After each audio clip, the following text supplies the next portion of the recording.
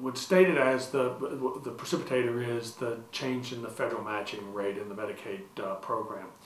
The assumption was state didn't have anywhere to go except the LSU Hospital System. The truth of the matter is the LSU Hospital System makes up about 12 to 13% of the overall Medicaid program and got about 67% of the impact of those FMAP changes. And so clearly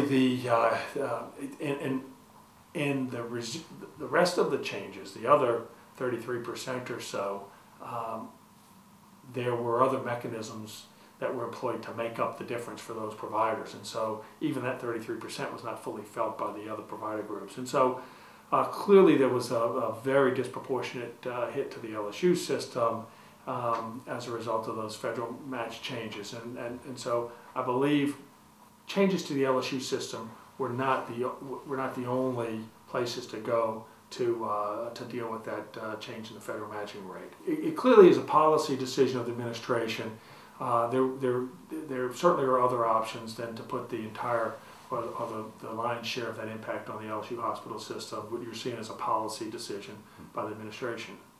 The reductions in the system were done administratively and outside of the legislative process. And so, we were looking at how to deal with these cuts. The instructions that we had received from the administration and I had received from my board through the administration was to make the maximum amount of cuts that we could do that did not close an emergency room, did not close a hospital, and went up to 34.5%, under the 35% threshold. Any one of those three things would require legislative authority. And so these were administrative decisions.